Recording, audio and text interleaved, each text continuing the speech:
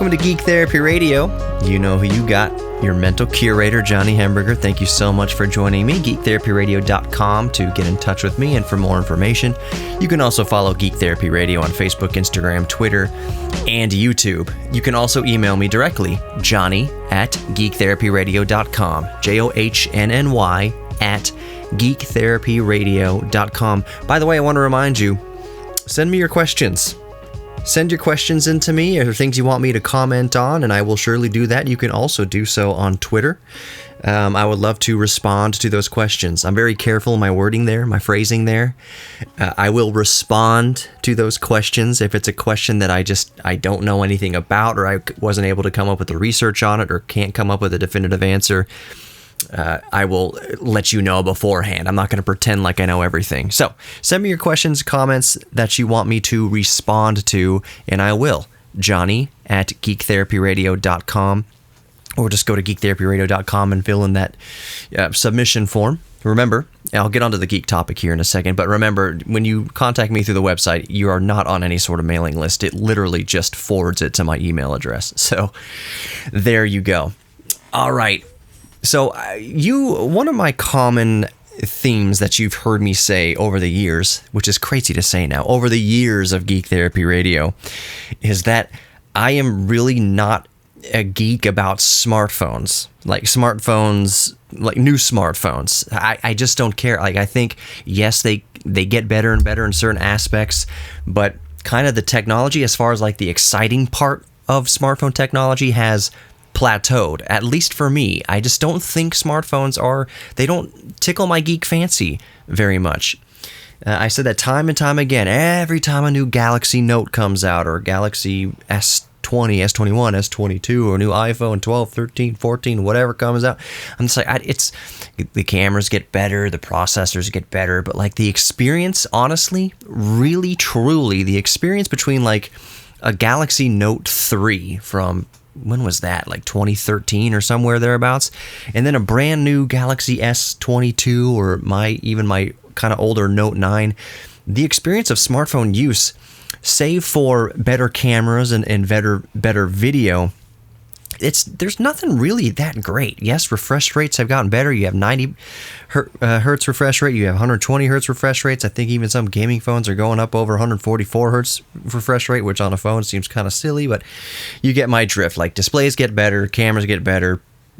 It's just not that exciting. Effectively and functionally, a smartphone from 5 years ago is going to give you 90% of the experience of a smartphone today, currently in the year 2022. So I just personally can't get excited about smartphones. How freaking ever. There is a new smartphone. I said, okay, this is currently available. There is a new smartphone that's out that I am actually pretty excited about. I don't know if I'm going to get it. I think there's a few things that need to be determined beforehand. But this phone actually has me excited because it has some technology that I'm actually quite excited to see in a smartphone. No, it's not a gaming smartphone. I'm still waiting to see if the Odin Lite, the AYN Odin Lite, has actual 4G LTE, maybe 5G communications abilities, as far as like making calls and text. I've discussed this ad nauseum on other shows, that my perfect device would basically be, think about a PSP or a PS Vita with a SIM card in it, so you can make phone calls with it. Literally, that's what my perfect gaming smartphone would be. The physical controls like a PSP, but you can make phone calls. It has a camera on the front and back, so you can do your zooms and take your high quality photos and upload your stuff. That's my perfect smartphone. That doesn't exist. The AYN Odin Lite is the closest thing, but as of recording now, I at least haven't done the research to see if it can actually make phone calls. I don't believe the AYN Odin Lite has a camera on it anyways. So it's always a give or take. It's like, okay, yeah, maybe a gaming handheld can make phone calls over cellular networks, because yes, of course you can make Zoom calls. Of course, if it has a microphone in it, that is, sure, you could theoretically make Zoom calls. You can always do text messaging. You can use WhatsApp and Messenger and things like that. But does it have a microphone and does it have a camera? That would make the perfect gaming device. A PSP like PSP-like controls, microphone, camera that could also make phone calls. That's my perfect gaming smartphone. But there is a new smartphone that's come out that I am very excited about. It is called, without further ado, it is called the Hisense A9. So Hisense makes all sorts of different devices. They make e-readers and things. And speaking of that, the reason why this Hisense A9 has got my nerd antenna jiggling fervently is that its main display, its only display, is a modern e-ink display. Just like an e-reader with e-paper, it's got an e-ink or e-paper display, however you want to call this technology. Kind of like the first Pebble watches. You've seen e-readers. You know what the display technology is. So the e-ink display technology has come a long way, has come a bit further since first being introduced several years ago. You know, now you have color displays, and now you have just e-ink displays with higher refresh rates. This Hisense A9 is not a color e-ink display, but it is a traditional e-ink display. How big is the display? It is a... I don't see the spec here. It looks like it's around a 6-inch. Oh, there it is, 6.1-inch, 300 ppi e-ink Carta 1200 display with, quote, hyperwave, ultrawave display engine. So Hisense, I'm reading off the website now, which is goodereader.com. Yeah, goodereader.com. They say that Hisense said the new A9 allows for a 33% faster refresh rate and has 36 levels of color temperature adjustment. I gotta go shut my cat up before he wakes up, Riker. Hold on. All right, I'm back. So it's color temperature adjustment. It's 27 integrated LEDs giving 36 levels of color temperature adjustment. It's not a color display. It's just basically going from warm to white or bluish tint, warmish tint to bluish tint, however you want it to view it. And I'm sure it has some sort of like eye saver mode, just like any smartphone, where it kind of takes out the blue light late in the day for you. I want to talk more about this phone here in the next segment. You are listening to Geek Therapy Radio. I am all of a sudden excited about a smartphone for the first time, I think, since I got my first smartphone, which was the iPhone 3S? Whatever. More Geek Therapy Radio coming up. Don't go anywhere.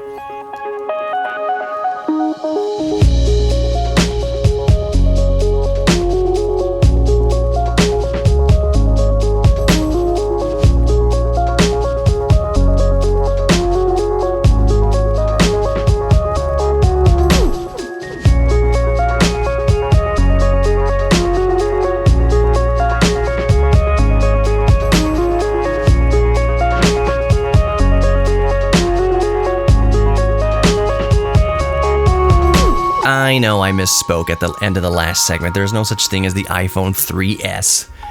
It's the iPhone 3G. That was my first smartphone, and then I got an iPhone 4S. The 4S is a real thing, unless I'm completely just farting out my mouth right now. The iPhone 4S, because there's iPhone 4 before it, and then there was the 4S, which was a little bit better. I forget exactly the ways it was better. Remember, by the way, not to get sidetracked, which is a silly thing for me to say on Geek Therapy Radio because I get sidetracked all the time.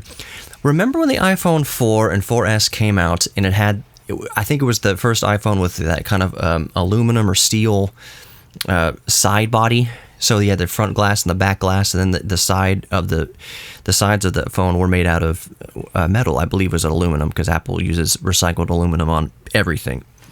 Anyways, the iPhone 4 or the 4S or both, people were complaining, the customers were complaining, this gets really crappy reception. I'm dropping calls, I can't get signal, I can't get bars, blah, blah, blah. And do you remember, in classic, classic Apple fashion, how they responded to that? Apple responded, in typical Apple fashion, by blaming the user, saying, oh, well, the customers are just holding the phone wrong. They're holding it down here or up here, whatever kind of blocks the antenna that's inside of the smartphone. Apple's first response, again, this is back in like 2009, 2010-ish, kind of around there. Maybe it was a little later, maybe a little before. No, because 2009 would be the first iPhone came out around then. 2008? 2009. So this would have been, it doesn't matter, like 2012 or something like that, whenever the iPhone 4. Apple's response to people having poor reception with their iPhone 4 was that they were holding it wrong. Apple didn't do anything wrong. We didn't design.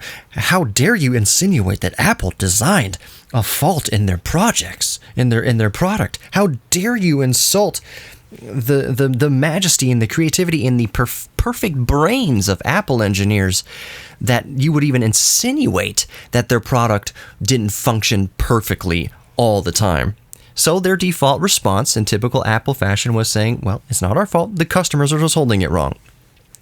I will say that while Apple is still currently not perfect in many regards, they have made some headway in a better customer experience. I know there's a lot of Apple diehards out there, Mac versus PC type of thing, that have rose-colored glasses that couldn't see the fault. They were so, steeply invested in Apple's walled garden that they just couldn't see the faults in Apple, or usually wouldn't admit Apple's faults. They couldn't admit that Android phones were better in certain ways. They just wouldn't do it.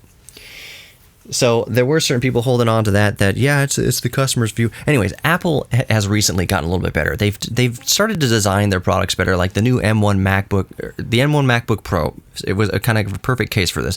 A couple of years before the M1 MacBook Pro, you obviously had Throttlegate in 2018 with the MacBook Pro with the Core i9 processor. They just kept making the MacBook Pros and the Macs thinner and thinner and thinner, and then they put in this huge chip, power-hungry hot chip, and it was thermal throttling below base clock. And you had Apple apologists out there saying, well, it's because you're not using optimized software. It's like, no, they designed this poorly. So Apple has done a good job, even with the current crop of products, that the M1 MacBook Pro was actually a little bit thicker.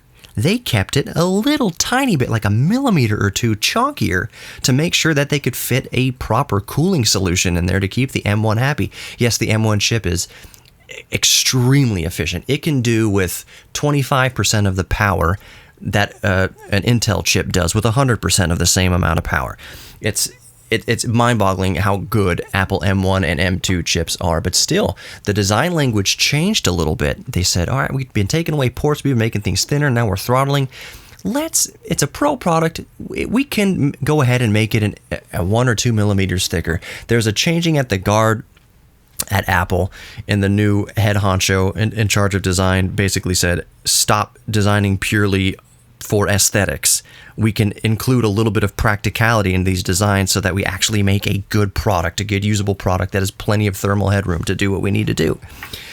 I've talked about that years ago on Geek Therapy Radio, that Apple was trying to get out of bed with Intel, that they were working on their new chips for their computers, for the MacBook Air and the Macs and everything like that. But Intel at the time was there was a reason why they couldn't switch over as soon as they did to Apple's in-house silicon, and that's why the devices got thinner and thinner and thinner until it came to a head in 2018 with Throttlegate in the MacBook Pro, because by that time Apple thought that they would have their own chips in there in that thin little product and it wouldn't matter. But I think the timing was bad, and that's why you got Throttlegate. It wasn't entirely Apple being evil towards the consumer. It was just that I think by 2018, 2019, they thought they would have their M1 chips, and they didn't yet, and they got bit in the butt for it. So anyways, Apple's gotten a little bit better. Let's get back to this smartphone that has me so excited, the Hisense A9. I want to go over a few more of the specs. So it doesn't talk about the actual refresh rate of the e-ink screen.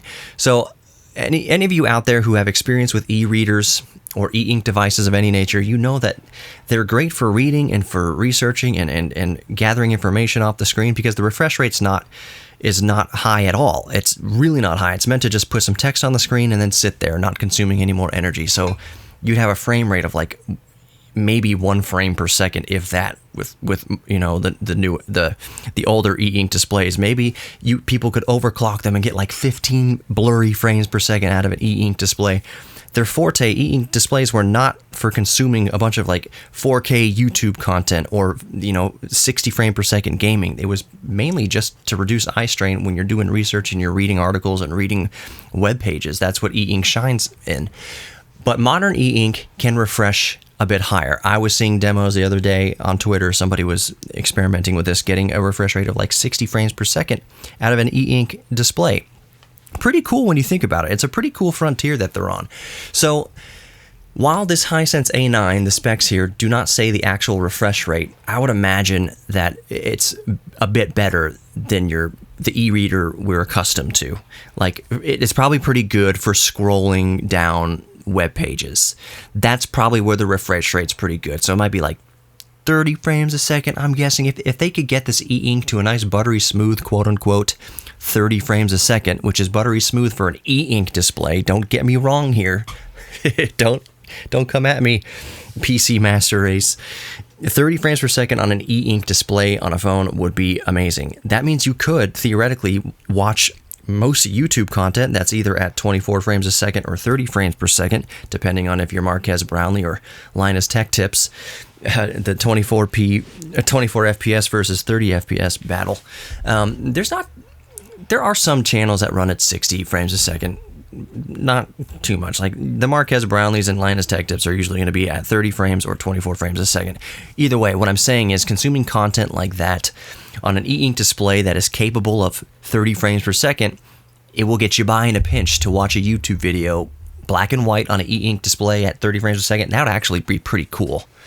You know what actually has me really excited? Depending on the refresh rate. Because if it's at least 30 frames per second, this would be great. If it's 60 frames a second, that would be amazing. Emulators, Game Boy games on an e-ink display, black and white, just as God intended with the original Game Boy games. That would be awesome. You don't have to emulate a Game Boy screen. You don't have to emulate black and white. It's just an actual black and white display. It'd be, there are demonstrations of playing old Game Boy games on e-ink displays, and it's really cool. And I'm just saying, if this Hisense A9 had a high enough refresh rate to make running Game Boy emulators on it viable, that'd be amazing. We're going to continue this conversation in the next segment. There's still more specs. I know you want to know what kind of processor this has in it, maybe a little bit about the audio and the storage and the RAM and things like that. And the battery and how long the battery lasts, and does it have 4G or 5G? Let's talk about that here in the third segment, and then get into whatever else we're going to get into here on Geek Therapy Radio. So stick with me. God knows what you're going to hear in the commercial break if you're listening on the radio. Hopefully it's not too terrible. Anyways, more Geek Therapy Radio coming up. You've got your mental curator, Johnny Hamburger. GeekTherapyRadio.com for more information. Don't go anywhere. We'll be right back.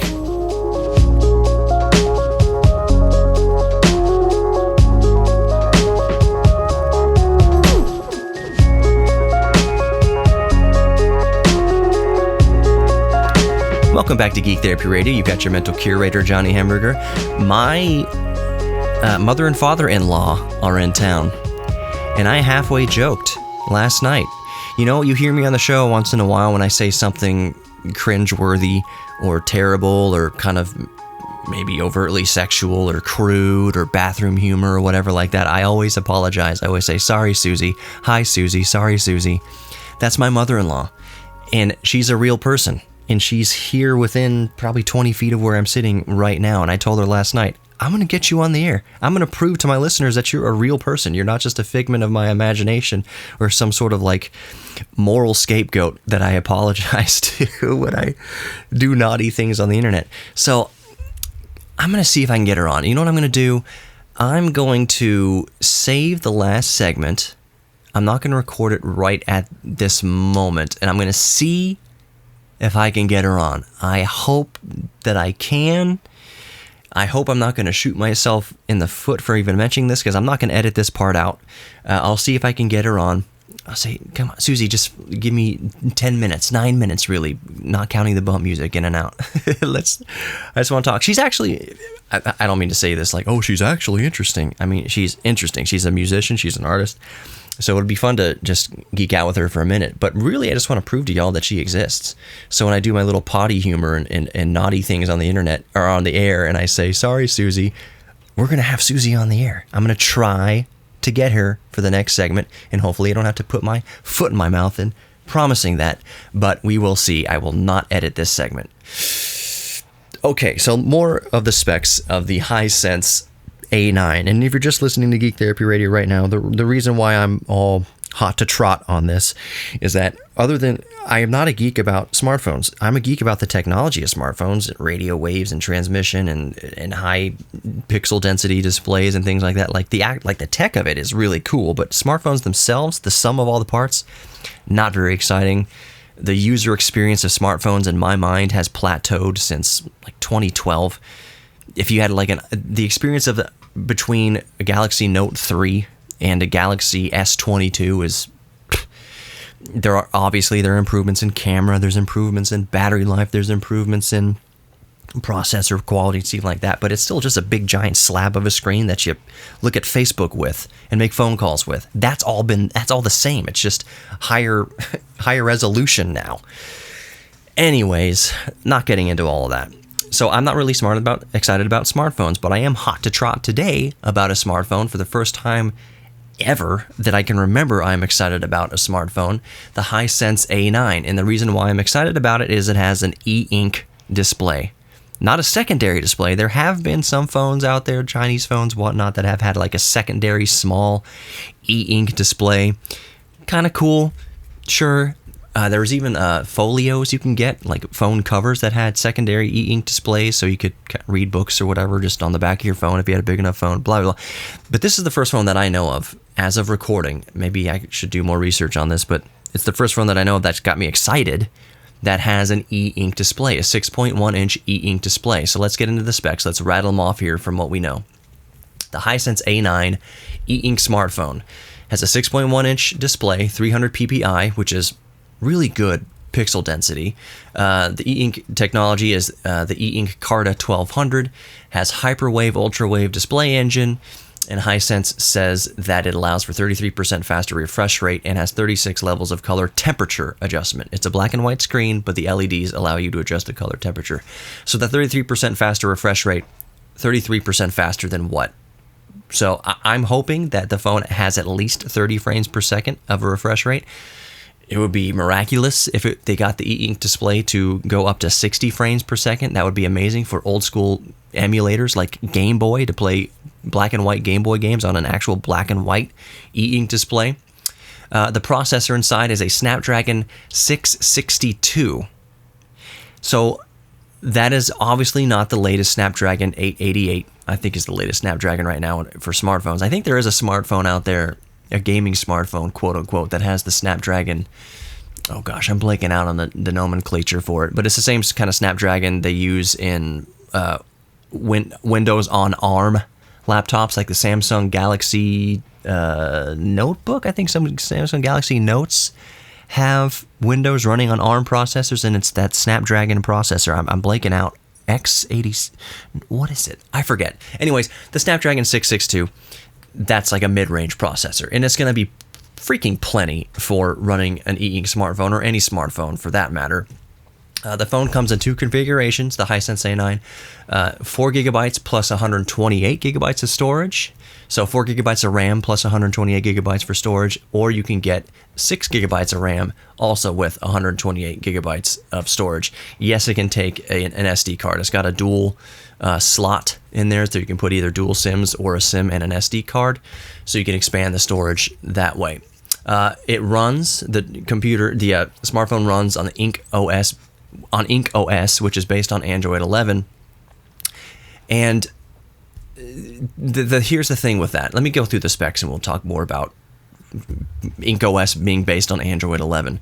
The phone also comes equipped with the ES9318 chip, which allows for, and I'm reading off the website, goodreader.com website, the ES9318 chip allows for hi-fi quality sound output while having integrated support for the LDAC, which is awesome, AAC, SBC, and aptX Bluetooth audio codecs. That's what allows you, by the way, just a side note, those are the codecs, like the LDAC and the SBC, aptX, allows for that a higher bit rate audio over Bluetooth. And it really is amazing. I mean, I don't know if there's too many holdouts of, naysayers about Bluetooth audio at this point. I was for a long time, but it's gotten so good now that when you're out mowing the lawn and you're listening to Bluetooth audio over the aptX codec and all that, it's divine. It's awesome. it's no longer, Bluetooth audio is no longer like listening to a 128 kilobit per second MP3. Like it's so far beyond that. It's at least 192 kilobits per second now, if not higher, maybe 320, maybe even higher than that. Its nears makes no difference to the sound quality of a lossless wave. As far as like listening while you're running, listening while you're mowing the lawn, sure, a 24-bit 96K or 24-bit 192K or 3 whatever, or completely lossless, that's going to sound better if you're sitting in a sound-controlled environment through hi-fi speakers and a $300,000 sound system. Sure, that uncompressed audio is going to sound better than the Bluetooth, but in 99.999% of situations, Bluetooth audio now is so good that it makes no difference when you're out on the run listening to your ear pods and your buds and whatever. It's effectively the same, and the quality is really great. Headphones now, not to get too sidetracked, but headphones now are so good. Even cheap headphones now are so good. It used to be back in the 90s and in the early 2000s. If you found a good pair of headphones for $20, you told all your friends about it. You held on to those things because cheap and good did not mix. Like, cheap and good audio quality were not a thing back in the 90s and early 2000s. Now you can get a pair of $20 earbuds, $20 headphones that sound amazing compared to what we had, quote unquote, back in the day. So anyways, those are the Bluetooth specs for the Hisense A9. The battery is a 4,000 milliamp hour battery, which according to Hisense should be able to keep the phone on for several days, if not more. That means you don't have to charge your phone but maybe once a week, because it uses that e-ink display. And for just a really quick recap of what an e-ink display does is, once the image is static on the screen, like once the page loads up, once a website loads up or whatever, and it's just a static image on the screen, there's no more electricity being applied to the screen. That's what makes e-ink run so much more efficiently than other phones, traditional displays, it might advertise up to 90 hertz refresh rate, but it's adaptive, and it'll go down to, like, when the phone's not doing anything, it'll go down to like 10 frames a second, 20 frames a second when you're just kind of staring there looking at an idle page. And then once you start scrolling again, it'll ramp up back up to like 90 frames a second. With an e-ink display, once it's static, it ramps down to 0 frames per second. There is no voltage being applied to the display with a static image. That's why e-ink has such a high it is such a low drain on batteries, because it barely uses the battery. On this phone, there's also a front 5 megapixel camera and a rear 13 megapixel camera, which is on e-ink display. That's actually pretty cool, because you're not going to sit there looking at photos a whole bunch on the e-ink display, but you might still be uploading things to Instagram. You might still be saving things to the cloud and look on a device later with the color screen. So having a e-ink display smartphone with front and rear cameras is awesome. You can still technically Skype with it. You can stay connected with the cameras. Really cool. So here's where it gets a little weird. It's 4G LTE. There's no 5G in this phone. It's 4G LTE. So take that however you want to take it. 5G is becoming the new standard. This doesn't have it. Not a big deal to me. But regardless, dual band Wi-Fi, Bluetooth 5.0, not 5.1 or higher, Bluetooth 5.0, perfectly fine. And then there's a texture. It weighs 186 grams, and it's good. The price, $409. $409, which in smartphone land, that's not bad for a middle-of-the-road powered smartphone. More Geek Therapy, don't go anywhere.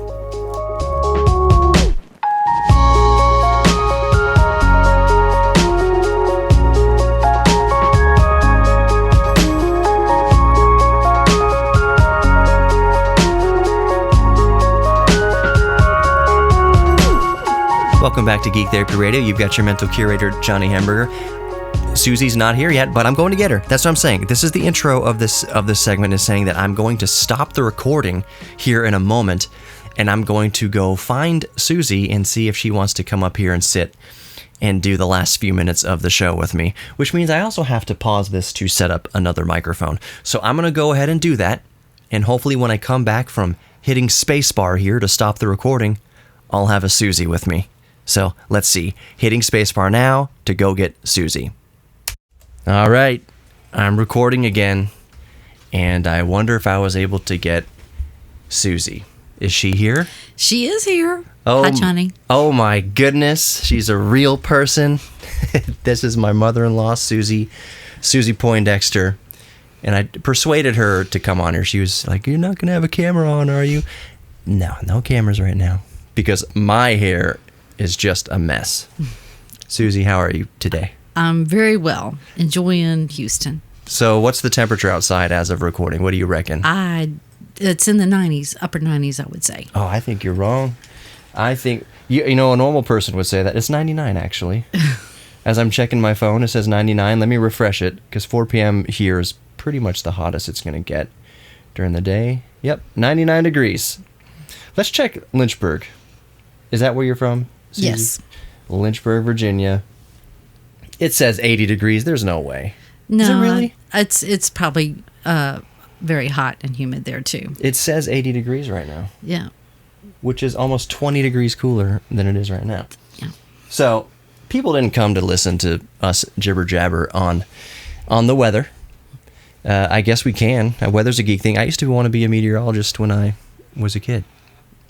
I guess that's a good segue. What did you want to be when you were a little girl? I think I always wanted to be a musician of some kind. Okay. I knew it, and I knew that's what we would probably talk about today. And I'm curious, as your son-in-law, I'll just say son right here on the radio good. and podcast. Yes.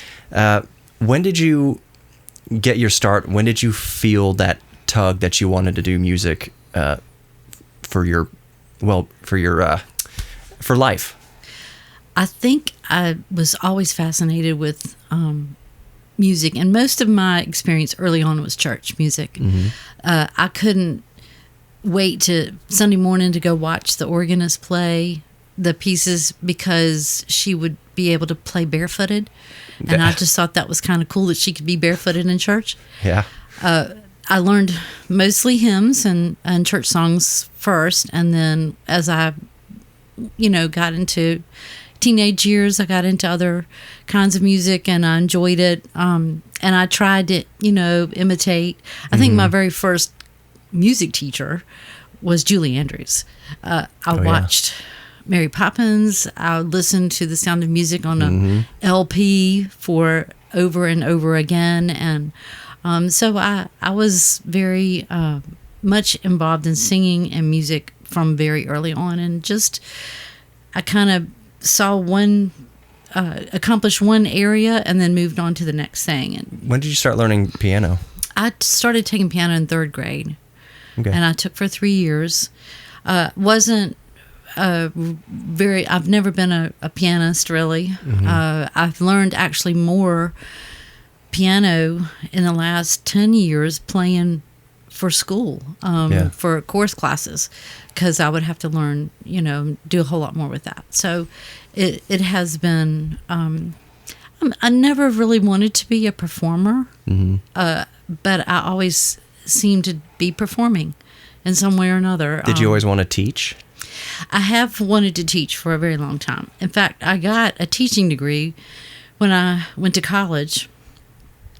My initial thought was I'm going to be a church musician, and then as I got in high school, I loved high school chorus so much, I decided no, I want to be a teacher, and I had really good teachers.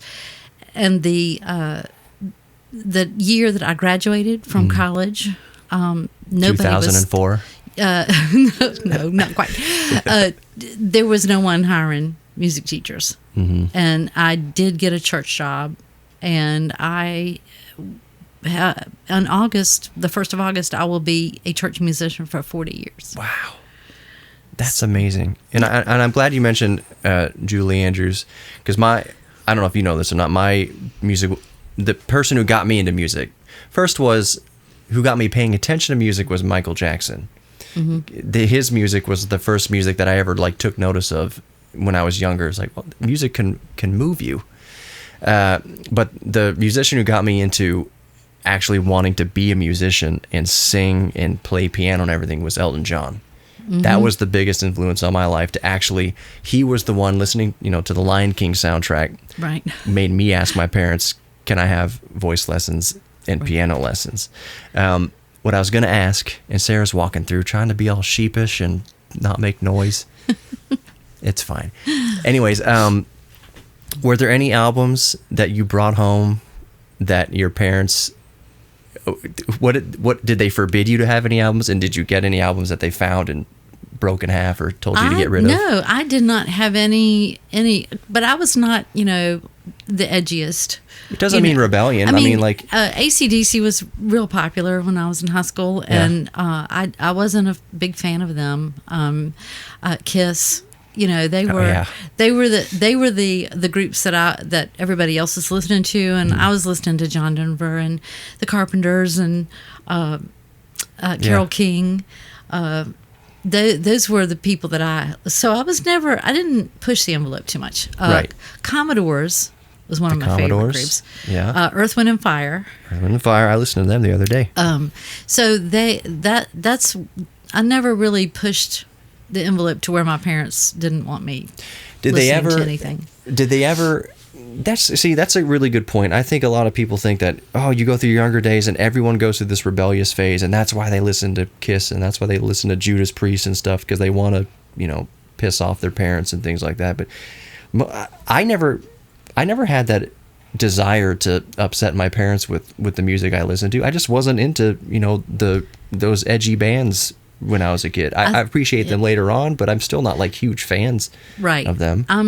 I just didn't relate very much at all to the music that I was hearing from them, and so I didn't really listen to them much. Yeah. And that my parents, and I kind of like the old school stuff too. I was, an old soul in high school, so I kind of liked, Frank Sinatra and some of the old singers that they liked and listened to. Yeah. So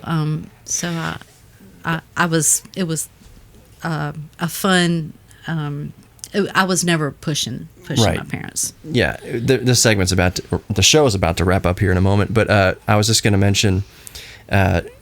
So while I was rebellious in other ways, like at school as a class clown and things like that, but musically I wasn't rebellious, and I liked all the old stuff my dad was listening to, old Aerosmith, old Led Zeppelin, old Rolling Stones, Stevie Ray Vaughan, B.B. King, Albert King, all the blues singers, and that's who I grew up listening to and appreciating. So you said old soul in high school. I was listening to old music too, from the 70s and 60s and even 50s, a lot of Elvis because of my dad. As I was going to mention on the way out here, while I wasn't rebellious with the music, I was with my first CD player that I bought with my own money. I was listening to a group, and I repeated this line back to my mom. My mom was listening too, but I repeated that line back to my mom. I was like, "What does that lyric mean?" She ejected the CD and put it in her purse, and like, "We're throwing it away." Because she's like, "It's something I'll explain later. It's dirty. And you can't listen to that now because now you're asking questions about it." Anyways, Susie, thank you so much for coming on Geek Therapy Radio. Thank you for having me. I enjoyed it. You are worthy of love. Yes, you, Susie. And you listening to the podcast or radio broadcast, however you're listening, you're worthy of love, of giving love, receiving love, and you're worthy of your own self-respect. Talk to you next time. If you'd like to sponsor Geek Therapy Radio, just go to geektherapyradio.com and let's talk.